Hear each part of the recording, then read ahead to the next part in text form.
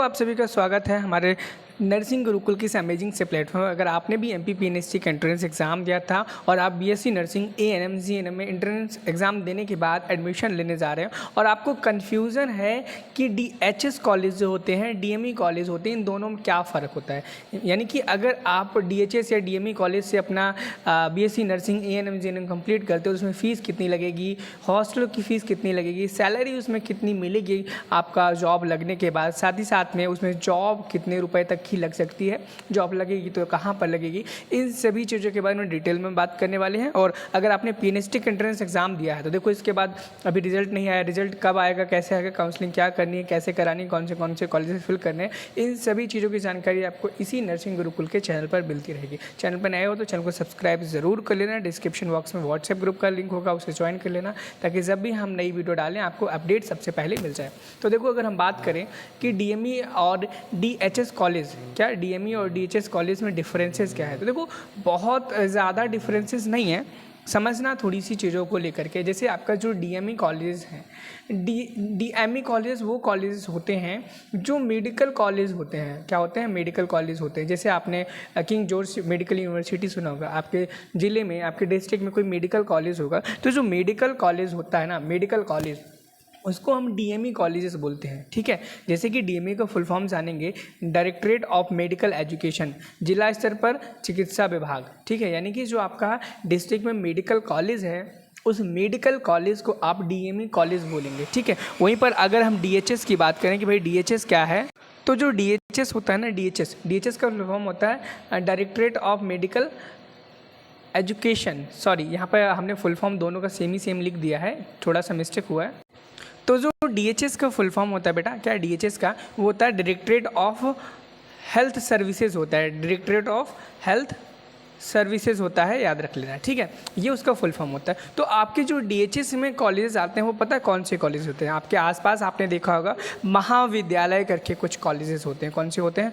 महाविद्यालय करके जो कॉलेजेस होते हैं वो DHS के अंदर आते हैं। ध्यान देना, DME के अंदर वो कॉलेजेस आते हैं जो मेडिकल कॉलेजेस होते हैं, और DHS में वो कॉलेजेस आते हैं जो आपके डिस्ट्रिक्ट लेवल पर महाविद्यालय होते हैं। अब हम बेसिक डिफरेंसेस तो जान गए कि जो DME कॉलेजेस होते हैं वो आपके मेडिकल कॉलेजेस होते हैं, लेकिन वहीं पर DHS कॉलेज की बात करें, DHS वो कॉलेजेस होते हैं जो महाविद्यालय होते हैं। ठीक है, अब हम BSc नर्सिंग कोर्स की डिटेल्स जानेंगे कि भाई DME से अगर आप कर रहे हो और DHS से कर रहे हो तो क्या दोनों में फीस स्ट्रक्चर है, क्या जॉब अपॉर्चुनिटीज़ हैं, इन सभी चीज़ों के बारे में 1 बाय 1 करके जानेंगे। चैनल पर नए हो तो चैनल को सब्सक्राइब ज़रूर करना, क्योंकि आपका ये भाई कह रहा है। ठीक है, और अगर आप सब्सक्राइब करते हो तो टाइमली आपको जितने भी वीडियोज़ हैं DME DHS, जब भी काउंसलिंग आपकी स्टार्ट होगी, सही समय पर आपको सही जानकारी मैं आपको प्रोवाइड कराता रहूँगा। ठीक है, तो अगर हम बात करें जो DME कॉलेज है, मेडिकल कॉलेज वाला, देखो मैं लिख दे रहा हूँ मेडिकल कॉलेज वाला। ठीक है, मेडिकल कॉलेज वाला हम ये भी देखो जान लेंगे अभी थोड़ी देर बाद कि भाई DME के अंदर कौन कौन से कॉलेज आते हैं, DHS के अंदर कौन कौन से कॉलेज आते हैं, इन सभी के बारे में भी जानेंगे।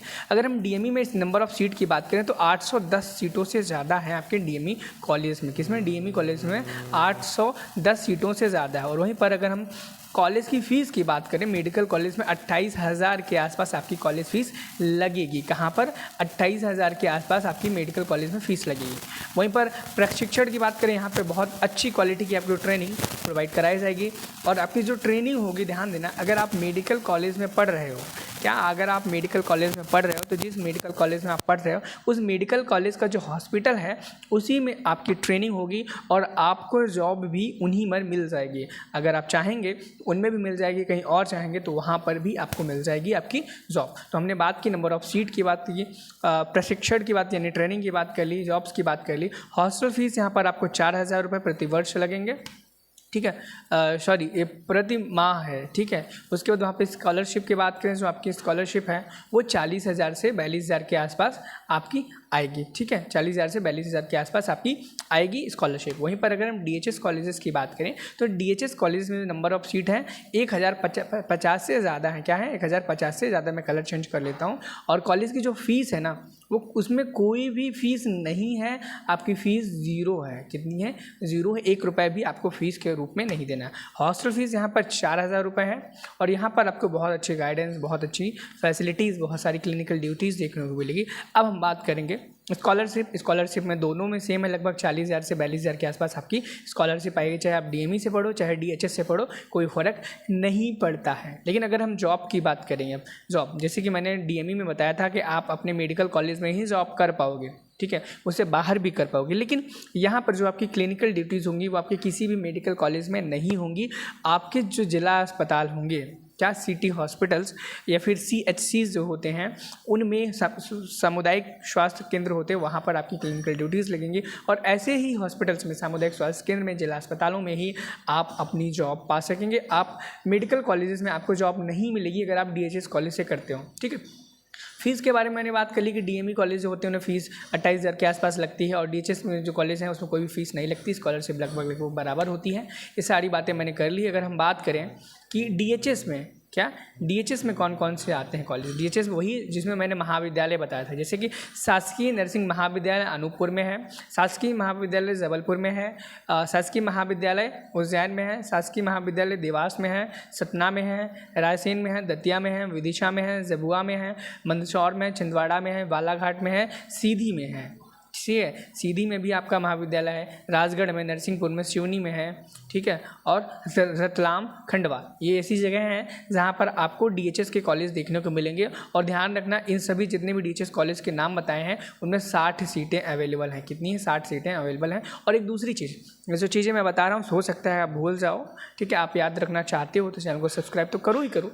अगर ये PDF आप डाउनलोड करना चाहते हो तो डिस्क्रिप्शन बॉक्स में जो व्हाट्सएप ग्रुप का लिंक दिया है ना, वहाँ से आप इसे डाउनलोड कर सकते हो। हमने डीएचएस की बात कर लें और डीएमई की बात करें, जिसमें मेडिकल कॉलेजेस आते हैं, जिसमें मेडिकल कॉलेजेस आते हैं, तो मैं आपको बता दूं, यहाँ पर गवर्नमेंट नर्सिंग कॉलेज MGM जो कि इंदौर में है, जिसके अंदर 210 सीटें हैं, ठीक है। गवर्नमेंट नर्सिंग कॉलेज GMC जो कि भोपाल में है, 120 सीटें हैं। गवर्नमेंट नर्सिंग कॉलेज MGM जो कि इंदौर में है, ये 2 बार हो गया, sorry. Government nursing college NSCB जो कि जबलपुर में, इसमें 120 सीटें हैं। गवर्नमेंट नर्सिंग कॉलेज GRMC जो कि ग्वालियर में है, इसमें भी 120 सीटें हैं। Government nursing college MGM Indore, ये भी डबल बार हो गया, सॉरी, ठीक है। Government nursing college SSMC Rewa जिसमें 120 सीटें हैं। गवर्नमेंट नर्सिंग कॉलेज BMC सागर जिसमें 120 सीटें हैं। टोटल 810 सीटें हैं, ठीक है। किसमें? DME में 1 2, ठीक है, DME में। और DHS में कितनी सीटें हैं? लगभग मैंने बता दिया है, DHS में सीटें आपको 1000 प्लस हैं, लेकिन मैंने यहाँ पे गिने चुने 18 कॉलेज के ही नाम बताए जो काफ़ी फेमस हैं, ठीक है। और मुझे लगता है कि मैंने आपको DME DHS से रिलेटेड जितने भी डाउट थे सारे के सारे क्लियर कर दिए। अगर आपको लगता है कि नहीं, आपका डाउट क्लियर नहीं हुआ, आप हमें कमेंट सेक्शन में पूछ सकते हो। अगर कमेंट सेक्शन में रिप्लाई नहीं मिलता तो आप हमारे इंस्टाग्राम पे मैसेज ज़रूर कर देना, हम आपके कमेंट का आंसर बहुत ही जल्दी करते हैं। मिलते हैं नेक्स्ट वीडियो में एक नई जानकारी के साथ। आप हमें कमेंट में ये भी बता सकते हैं कि आपको किस नेक्स्ट टॉपिक पे वीडियो चाहिए। Thank you, have a nice day, bye bye.